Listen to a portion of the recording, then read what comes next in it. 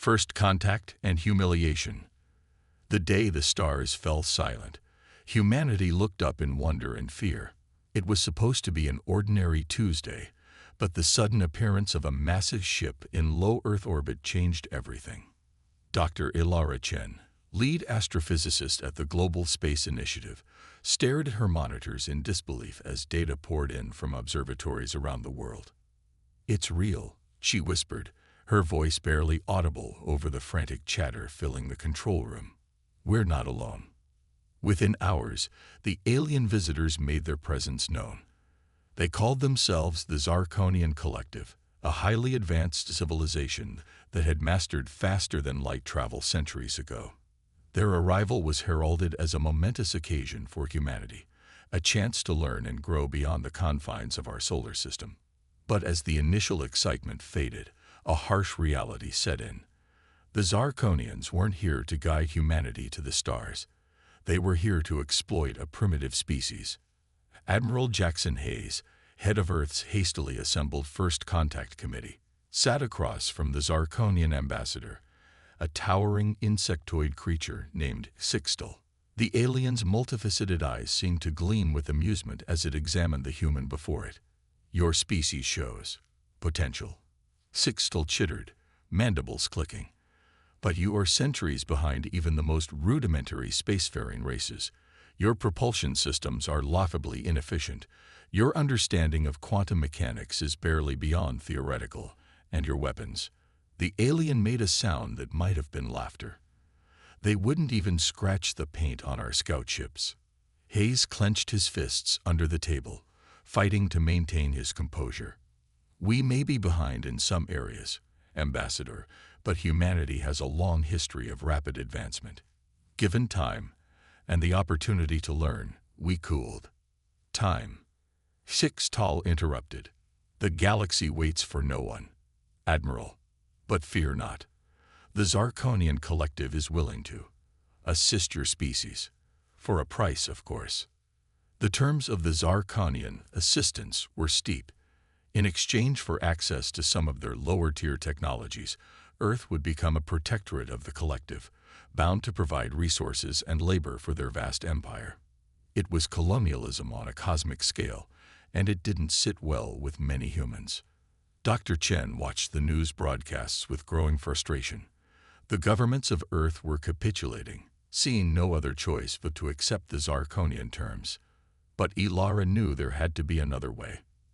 Late one night, as she pored over the limited technical data the Zarkonians had shared, Ilara noticed something odd. There were inconsistencies in the alien propulsion theories, gaps that didn't make sense given their supposed level of advancement. It was as if they were deliberately holding back crucial information. Energized by her discovery, Ilara reached out to her old colleague and friendly rival, Dr. Marcus Donovan. Marcus was brilliant but eccentric, known for his unorthodox approaches to theoretical physics. If anyone could help her make sense of this, it was him. "Ilara, my dear." Marcus's holographic image flickered to life in her office. "To what do I owe the pleasure at this ungodly hour?" She quickly explained her findings, watching as Marcus's expression shifted from sleepy annoyance to intense focus. "You're right," he said after examining the data. "These equations are incomplete. It's like they've given us a jigsaw puzzle with half the pieces missing." Over the next few weeks, Ilara and Marcus worked tirelessly, bringing in trusted colleagues from around the world. They formed a secret think tank, determined to fill in the gaps in the Zarkonian technology. Progress was slow and frustrating, but they refused to give up. Meanwhile, the first wave of Zarkonian advisors arrived on Earth, ostensibly to help upgrade human technology. In reality, they were there to ensure humanity remained dependent on the Collective. They mocked human efforts to understand their technology, dismissing questions and treating their human counterparts like children playing with toys beyond their comprehension. The breaking point came during an international science conference in Geneva. Ilara and her team had made a breakthrough, developing a theoretical model for a new type of propulsion system that could potentially match Zarkonian capabilities. Excited to share their findings with the global scientific community, they prepared a presentation. But as Ilara took the stage, she found herself face to face with Sixtal and a group of Zarkonian scientists. The alien ambassador had caught wind of their research and was there to publicly discredit it. Dr. Chen, Sixtal's voice boomed through the auditorium. I'm curious to see what you think you've discovered. Please, enlighten us. With a deep breath, Ilara began her presentation. She explained their theory, the mathematical models, and the potential applications. As she spoke, she could see the human scientists in the audience leaning forward, eyes bright with hope and excitement. But when she finished, Sixtal stepped forward, mandibles quivering with what could only be described as smug amusement. An admirable effort, Dr. Chen. Truly, the determination of your species is charming. However, allow me to demonstrate why your theory is nothing more than the fantasies of a child playing at science. What followed was a brutal dismantling of their work. Sixtal pointed out flaws in their calculations, gaps in their understanding of fundamental physics, and the impossibility of their proposed engineering solutions. With each point, Ilara felt her heart sink lower. You see, Sixtal concluded, turning to address the entire audience, this is why the Zarkonian Collective has taken humanity under its protection. You are simply not ready for the challenges of interstellar travel and commerce.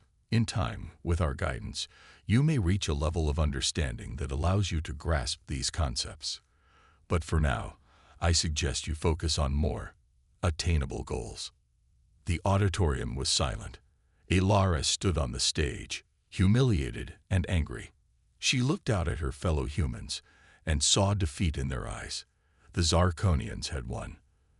They had crushed humanity's spirit, convincing the world that they were nothing more than primitive beings, lucky to have the protection of a superior race. As Ilara left the stage, she caught Marcus's eye in the audience.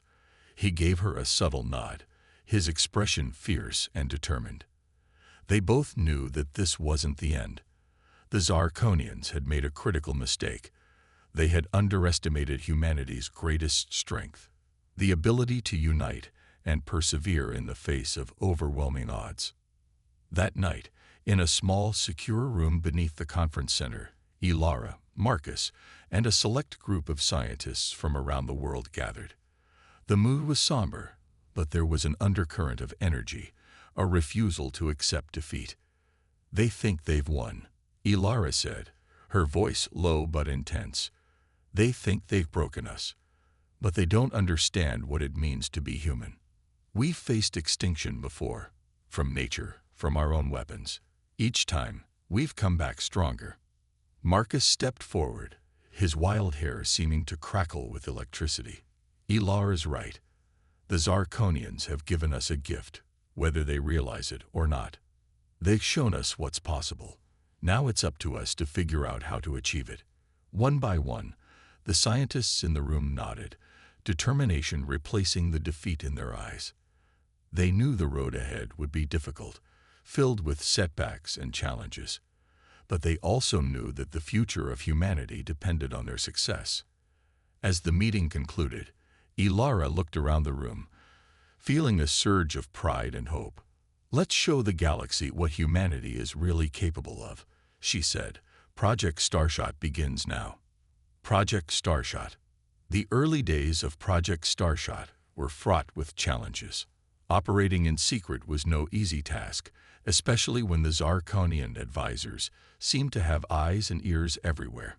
Dr. Ilara Chen and her team had to be creative, using a network of abandoned Cold War bunkers and repurposed warehouses to conduct their research away from prying alien eyes.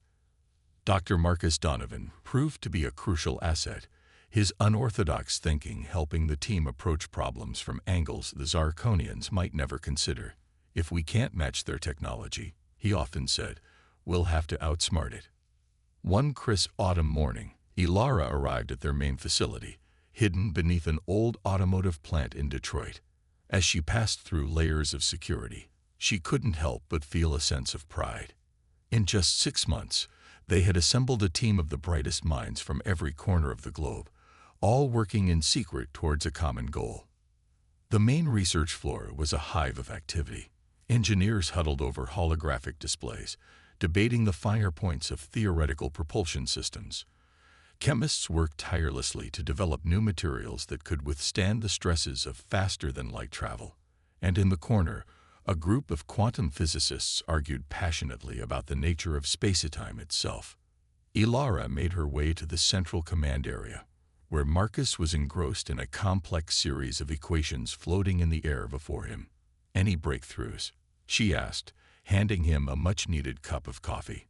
Marcus grinned, his eyes alight with excitement. "Maybe. Take a look at this." He gestured, and the equations rearranged themselves. "We've been approaching the problem of FTL travel all wrong. Instead of trying to move the ship through space, what if we move space around the ship?" Ilara's eyes widened as she examined the equations. "A warp bubble. Marcus, it's revolutionary. But the energy requirements would be astronomical." "That's where you come in, my dear," Marcus said, clapping her on the shoulder. "If anyone can figure out how to power this thing, it's you." Over the next few weeks, news of the theoretical breakthrough energized the entire project. Teams worked around the clock, pushing the boundaries of human knowledge and engineering. Slowly but surely, Project Starshot began to take shape. But as their progress accelerated, so did the risks. The Zarkonians, while arrogant, were not stupid. They began to notice discrepancies in resource allocation and energy usage across the planet. Their suspicions grew. Admiral Hayes, who had been secretly supporting the project from within the government, called an emergency meeting. "We've got a problem," he said, his face grim on the secure video link. "The Zarkonians are asking questions we can't answer. It's only a matter of time before they discover what we're doing." Ilara felt a chill run down her spine. "How much time do we have?" "A month, maybe 2, Hayes replied. "We need results, and we need them soon. The fate of our species depends on it." The pressure was immense, but instead of crumbling, the Starshot team thrived. Human ingenuity shone as they tackled problem after problem. A breakthrough in quantum entanglement allowed for instantaneous communication across vast distances. A young engineer from Nigeria developed a revolutionary heat dissipation system using principles found in termite mounds. A team in Japan created a neural interface that allowed pilots to control the ship with thought alone. But their greatest challenge remained: power. The energy required to create and maintain a warp bubble was staggering, far beyond anything humanity had ever produced. Ilara and her team worked tirelessly, exploring every possible avenue. The answer came from an unexpected source. Dr. Yuki Tanaka, a soft-spoken geologist, approached Ilara one day with an idea. "What if we could harness the power of a star?" she asked. Ilara blinked. "You mean like a Dyson sphere? That's centuries beyond our capabilities." Yuki shook her head. "Not a sphere, a swarm." She brought up a holographic display, showing a vast network of satellites surrounding a star. Each satellite would be simple, easy to produce. Together, they could capture enough energy to power our warp drive. The concept was audacious, but the more Ilara examined it, the more feasible it seemed.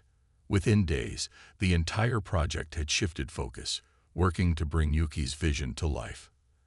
As the deadline loomed, tensions ran high. The Zarkonians were increasing their surveillance, and there had been several close calls with alien patrols nearly discovering their hidden facilities. But the humans pressed on, driven by a determination to prove their worth to the galaxy. Finally, after months of relentless work, it was time for the first test. In a remote area of the Atacama Desert, the Starshot team gathered around a prototype vessel barely larger than a car. It didn't look like much, a sleek silver pod with no visible propulsion systems, but within its hull lay the culmination of humanity's greatest scientific achievement. Ilara stood at the control station, her heart pounding. Everything they had worked for came down to this moment. She looked at Marcus, who gave her a reassuring nod. "Let's make history," he said. With a deep breath, Ilara initiated the launch sequence. The air around the prototype began to shimmer and distort. For a moment, nothing seemed to happen. Then, in the blink of an eye, the vessel vanished. The team held their breath, watching the sensors. 1 second passed. 2, 3. Then, a brilliant flash lit up the sky, and the prototype reappeared. It had traveled to the moon and back in less than 5 seconds. Cheers erupted across the facility. People hugged, cried, and laughed with joy. They had done it. Humanity had cracked the secret of faster-than-light travel. But their celebration was short-lived. Alarms blared, and Admiral Hayes's face appeared on the main screen, his expression grave. "We've been compromised," he said. "A Zarkonian battle fleet just entered the solar system. They're heading straight for Earth." The room fell silent. The moment of triumph had turned to one of dread. But Ilara felt a steely resolve settle over her. They had come too far to give up now. "How long do we have?" she asked. 3 days, maybe 4, Hayes replied. Ilara turned to her team, seeing the same determination in their eyes that she felt. "Then we have work to do," she said. "It's time to show the Zarkonians what humanity is truly capable of." As the team sprang into action, Ilara allowed herself a small smile. The Zarkonians thought they were coming to crush a primitive species. Instead, they were about to witness the dawn of a new era in human history. The stars had once seemed out of reach, but now, thanks to human perseverance and ingenuity, they were within their grasp. Project Starshot had succeeded. Now, it was time for humanity to take its place among the stars. The maiden voyage. The next 72 hours were a blur of frantic activity. While the world's governments scrambled to prepare for the impending Zarkonian invasion, the Starshot team worked tirelessly to ready their prototype for its first true mission. What had been planned as months of careful testing and refinement now had to be compressed into mere days. In a hidden hangar beneath the New Mexico desert, the culmination of Project Starshot took shape. The HSS Prometheus, humanity's first faster-than-light capable starship, gleamed under the harsh lights. It was larger than the test vehicle, designed to carry a crew of 5, but still dwarfed by the massive Zarkonian vessels approaching Earth. Dr. Ilara Chen stood before the assembled crew, her face etched with determination. "I won't lie to you," she said, her voice steady despite the weight of responsibility on her shoulders. "What we're about to attempt is incredibly dangerous. Our ship is untested, our technology experimental. But the alternative is to sit back and watch as the Zarkonians enslave our planet. We are humanity's best hope."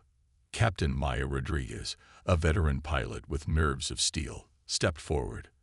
"We're ready, Dr. Chen. Whatever it takes." The rest of the crew nodded in agreement.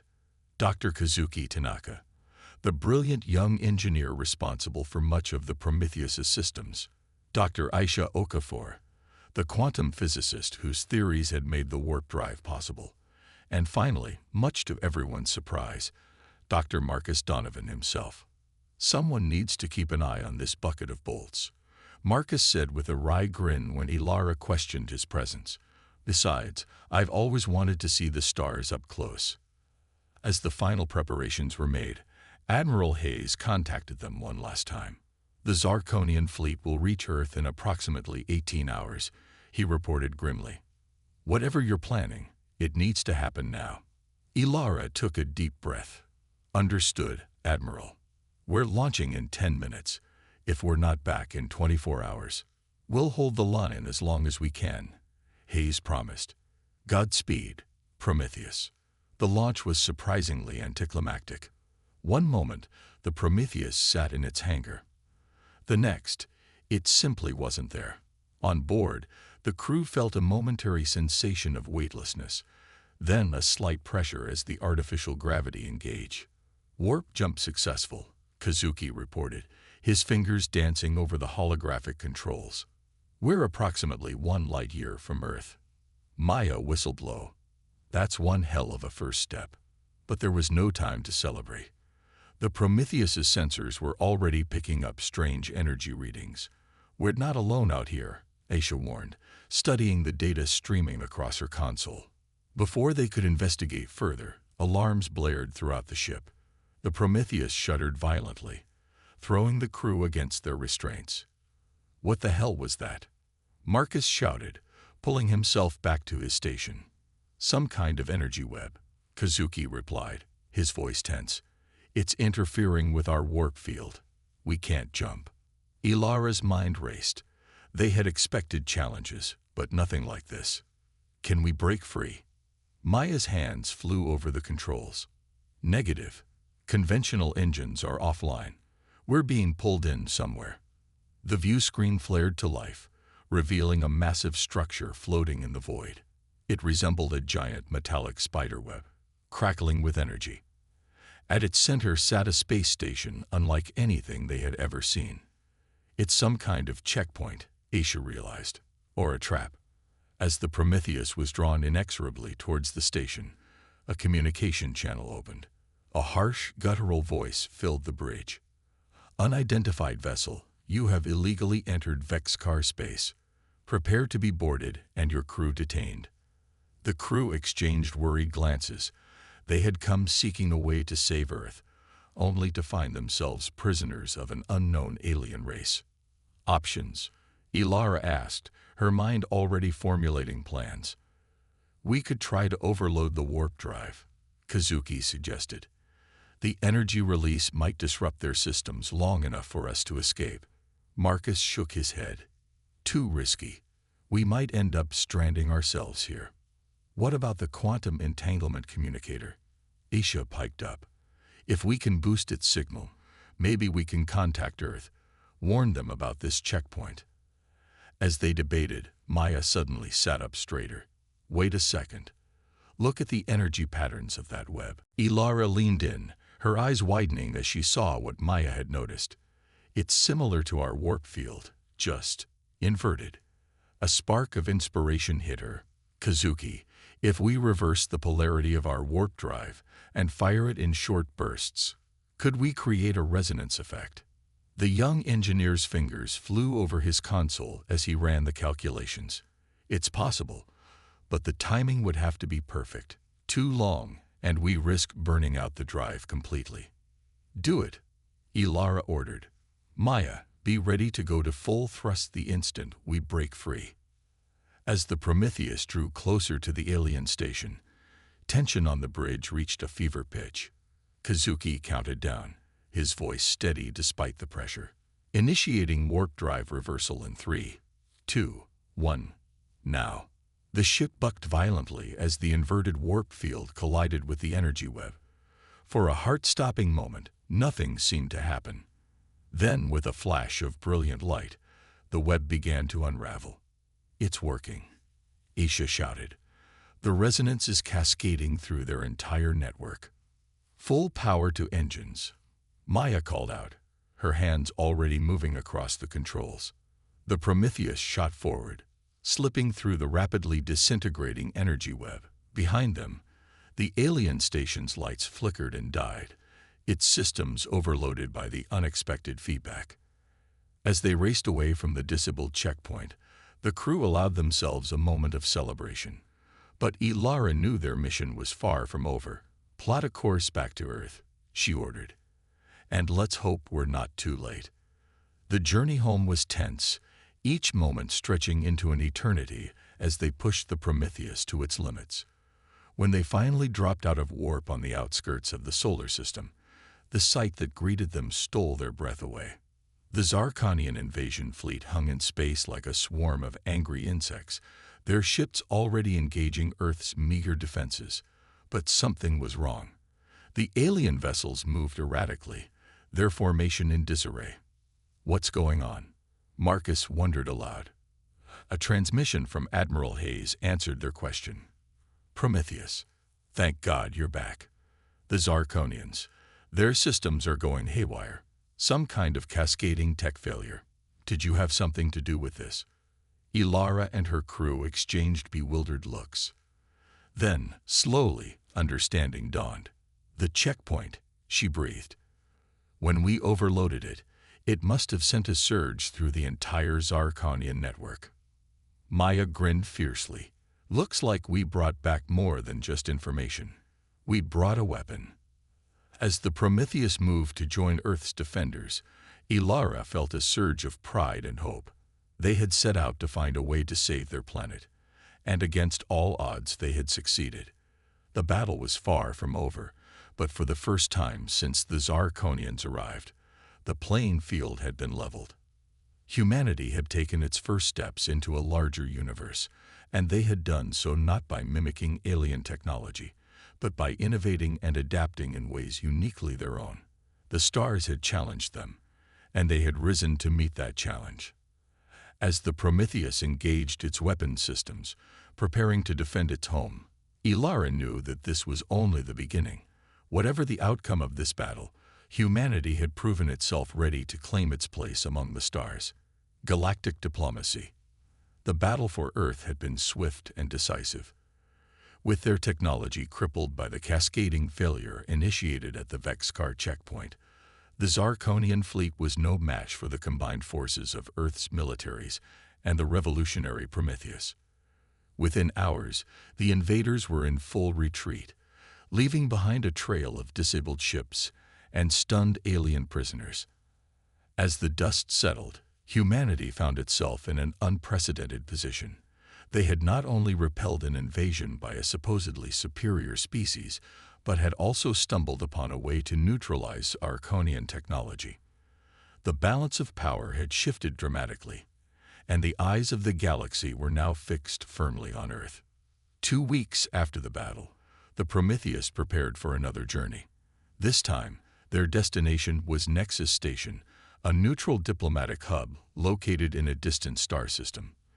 The United Earth Council had received an invitation, or perhaps a summons, to explain their actions and potentially face the consequences of their sudden emergence onto the galactic stage. Dr. Ilara Chen stood on the bridge of the Prometheus, gazing out at the stars. The ship had been quickly retrofitted, its war-damaged hull repaired and its interior modified to serve as a mobile embassy. Beside her stood Ambassador Zara Okoye, a seasoned diplomat chosen to represent humanity in these crucial negotiations. "Nervous?" Ilara asked, glancing at the ambassador. Zara smiled wryly. "Terrified, but also exhilarated. We're about to make history, Dr. Chen."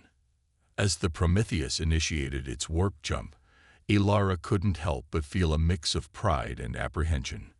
They had achieved so much in so little time, but the real challenges were only beginning. The arrival at Nexus Station was a spectacle unlike anything the human crew had ever experienced. The massive structure floated serenely in space, its gleaming spires and interconnected modules home to representatives from hundreds of alien species. Ships of all shapes and sizes swarmed around it, a testament to the diversity of galactic civilization. As the Prometheus docked, Ilara and Ambassador Okoye led their delegation through the airlock. They were immediately struck by the alienness of their surroundings. The air was thick with a cacophony of strange scents and sounds, and beings of every conceivable form moved through the crowded corridors. A tall, willowy alien with iridescent skin approached them. "Welcome to Nexus Station," it said, its voice a melodious trill. "I am Zilal, your liaison. The Council awaits you." As they followed Zilal through the station, Ilara couldn't shake the feeling that they were being watched. Aliens of all species turned to stare as they passed, some with curiosity, others with obvious hostility. "They fear us," Ilara murmured to Zara. The ambassador nodded. "Good. Fear can be the foundation of respect." The Galactic Council chamber was a vast amphitheater, its tiered seats filled with representatives from dozens of spacefaring civilizations. At the center stood a raised platform, where the human delegation would present their case. As Ilara and Zara took their places, a hush fell over the chamber. A being of living energy, its form constantly shifting and swirling, floated forward. "I am Ktor, eldest of the council," it said, its voice resonating in their minds rather than their ears. "We have gathered to address the actions of the species known as humans. You stand accused of illegally accessing restricted technology, violating established borders, and causing widespread disruption to galactic communications. How do you plead? Ambassador Okoye stepped forward, her voice clear and unwavering. Esteemed Council, we plead necessity. The Zarkonian collective threatened our world with enslavement and exploitation. We acted in self-defense, using only the knowledge and resources available to us. A ripple of murmurs spread through the chamber. Thor's form pulsed with what might have been surprise. You claim to have developed faster-than-light technology independently. We did, Ilara confirmed, stepping up beside Zara. Humanity has always been driven to explore, to push boundaries. When faced with extinction, we chose to reach for the stars instead. The next hours were a whirlwind of questions, accusations, and debates. The humans found themselves defending not only their actions, but their very right to exist as a spacefaring civilization. Some council members were openly hostile, seeing humanity as a threat to the established order. Others seemed intrigued, even impressed by their rapid advancement. As the session wore on, Ilara noticed a pattern emerging. The older, more established species tended to view humans with suspicion, while younger civilizations seemed more sympathetic. She leaned in to whisper to Zara, "We need allies. Focus on the emerging species. They might see us as kindred spirits." Zara nodded subtly, adjusting her approach. She began to emphasize humanity's potential as a partner in trade and cultural exchange, positioning Earth as a fresh voice in galactic affairs. The tide began to turn. A reptilian species called the Drathkar, themselves relatively new to the galactic community, spoke in humanity's defense. "We too know what it is to be underestimated," their representative hissed. "The humans have proven their worth. They deserve a chance to join us as equals." Others followed suit. The Aetheri, a race of energy beings, expressed fascination with human creativity. The Volcrin, master traders, saw potential in Earth's untapped markets. But just as it seemed the humans might be making headway, a familiar chittering voice cut through the chamber. Sixtal, the Zarkonian ambassador, had finally arrived. "This is an outrage," he screeched. "These primitives stole our technology, attacked our fleet. They must be contained, quarantined before they destabilize the entire sector." The chamber erupted into chaos. Accusations flew back and forth, species taking sides in what was quickly becoming a galactic incident. Ilara felt her heart sink. They had come so far, only to have it all unravel now. Then, unexpectedly, help came from an unlikely source. A holographic image flickered to life in the center of the chamber. A Vexkar, the species responsible for the checkpoint that had nearly captured the Prometheus. "We have monitored these proceedings with great interest," the Vexkar said, its voice a low rumble. "The humans did indeed trigger a failure in one of our checkpoints, but in doing so, they exposed a critical flaw in the system, a flaw the Zarkonians had been exploiting for centuries to maintain their technological dominance." Silence fell over the chamber. All eyes turned to Sixtal, who seemed to shrink under the collective gaze. Furthermore, the Vexkar continued, "Our investigation has revealed that the Zarkonian collective has been systematically suppressing emerging civilizations, keeping them dependent on Zarkonian technology. The humans are not the criminals here. They are the whistleblowers." The revelation sent shockwaves through the council. Species that had been on the fence now rallied behind humanity. Those who had opposed them fell silent, reassessing their positions. In the end, it was Thor who called for order. "It seems," the elder said, "that we owe the humans a debt of gratitude. Their actions, while unorthodox, have exposed a grave injustice in our midst." Ambassador Okoye seized the moment. "Esteemed Council, humanity does not seek to disrupt the galactic order. We ask only for the opportunity to join you as partners, to add our voice and our innovation to this grand community of species." The vote, when it came, was nearly unanimous. Earth would be granted provisional membership in the Galactic Council, with a probationary period to prove their worth as a spacefaring civilization. As the human delegation left the chamber, surrounded by curious and now friendly aliens eager to make introductions, Ilara felt a weight lift from her shoulders. They had done it. Against all odds, humanity had secured its place among the stars. But she knew this was only the beginning. New challenges, new wonders, and new responsibilities awaited them. The galaxy was vast, and humanity's journey was just starting. As the Prometheus prepared for its return voyage to Earth, carrying news of their diplomatic victory, Ilara gazed out at the star-filled expanse before them. The future was uncertain, but for the first time in her life, it seemed truly limitless. The battle for Earth. The Prometheus' return to Earth was met with jubilation.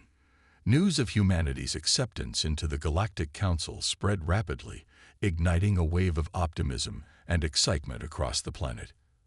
For the first time in history, the nations of Earth truly united, recognizing that their future lay in the stars. Dr. Ilara Chen found herself at the center of a whirlwind of activity.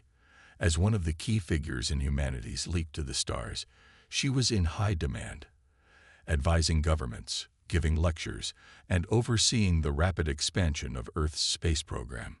But amidst the celebration, a sense of unease gnawed at her.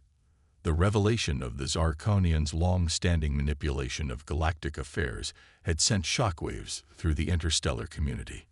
While many species rallied behind Earth and other emerging civilizations, the Zarkonians and their allies were not going to relinquish their power without a fight. 6 months after the Nexus Station Conference, Ilara's fears were realized. She was in a meeting with the United Earth Council when the alarms blared. Admiral Hayes burst into the room, his face grim. "We've got incoming," he announced. "A massive fleet just dropped out of FTL at the edge of the solar system. It's not just the Zarkonians. They've brought friends." The council chamber erupted into chaos, but Ilara's mind was already racing. "How long do we have?" "Hours, maybe less," Hayes replied. "They're moving fast." As the council debated evacuation plans and last-ditch defensive measures, Ilara slipped out of the room. She knew that conventional tactics wouldn't be enough. It was time for humanity to once again think outside the box. In the frantic hours that followed, Earth's defenses mobilized. The fledgling human fleet, bolstered by a handful of ships from their new allies, took up defensive positions. On the ground, civilians huddled in shelters while military personnel manned hastily erected energy shield generators, a gift from the Aetheri. But Ilara and her team were focused on a different kind of defense.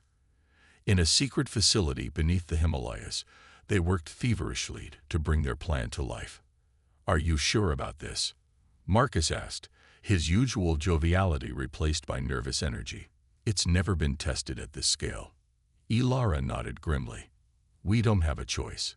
It's this or watch Earth burn." As the enemy fleet entered the inner solar system, the battle began.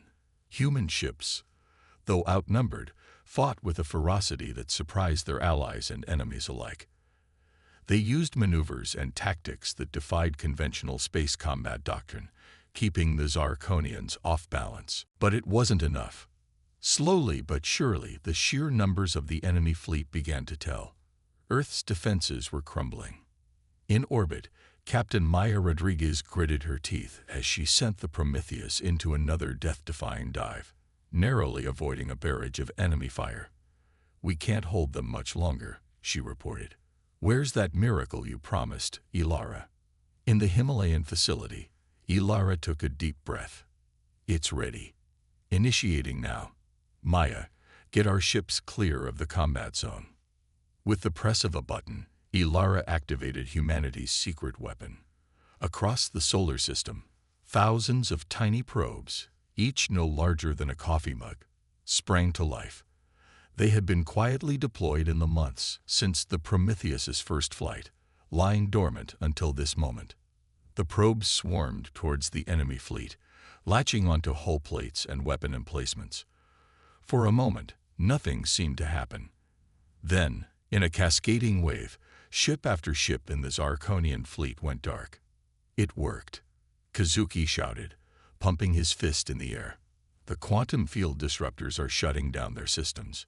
Ilara allowed herself a small smile. The disruptors were based on the same principle that had disabled the Vexcar checkpoint, refined and weaponized. They generated a field that interfered with the quantum-level processes that most advanced alien technology relied on. But the victory was short-lived. A new wave of enemy ships emerged from FTL, reinforcements, unaffected by the disruptors. They adapted faster than we expected, Aisha said, her voice tense. The disruptors won't work on these new ships. Ilara's mind raced. They needed something else, something the enemy wouldn't expect. Her eyes fell on a display showing the coronal mass ejections of the sun, and an idea sparked. Aisha, what if we used the sun? She asked. The physicist's eyes widened as she caught on. A solar flare. It's possible, but we'd need incredible precision to direct it. And a way to shield our own ships, Marcus added. For the next hour, as the battle raged above, Ilara and her team worked frantically. They repurposed the quantum communicators, using them to create a network that could manipulate solar plasma on a massive scale. Meanwhile, engineers rushed to modify the shields on Earth's ships to withstand the coming storm. As the enemy fleet pressed their advantage, closing in on Earth, Ilara gave the order. Now, a titanic flare erupted from the sun, far larger than any natural occurrence. Guided by the quantum network, it swept through the solar system like the hand of an angry god.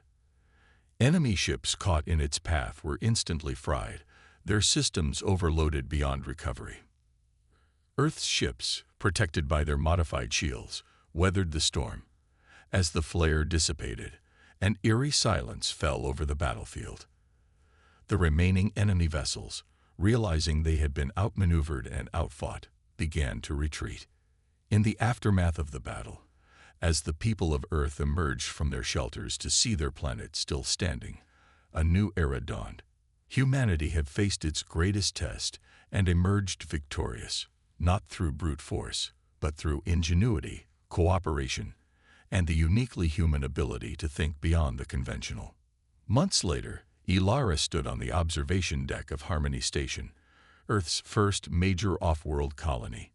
Below her, the blue marble of humanity's homeworld shone, while above, the stars beckoned. "Quite a view, isn't it?" a voice said behind her. She turned to see Ambassador Okoi, accompanied by representatives from a dozen alien species. Ilara nodded. "It never gets old." "The Council has officially recognized Earth as a full member," Zora said. "And there's more. They want us to lead a new initiative, a cooperative effort to explore uncharted regions of the galaxy." Ilara felt a thrill of excitement. Despite all they had achieved, there was still so much to discover, so much to learn. "When do we start?" As the group began to discuss the details of the upcoming expedition, Ilara gazed back out at the stars. Humanity had fought for its place in the cosmos, overcoming prejudice, technology gaps, and outright aggression. But in doing so, they had not only secured their own future, but had changed the very fabric of galactic society. The road ahead would not be easy. There would be new challenges, new threats, and new wonders to face. But Ilara knew that whatever the universe threw at them, humanity would face it together, armed with their greatest weapons: curiosity, creativity, and the unshakable determination to reach for the stars. As the Prometheus prepared for its next journey, carrying a diverse crew of humans and aliens into the unknown, Ilara felt a sense of profound optimism. The battle for Earth was over, but humanity's greatest adventure was just beginning.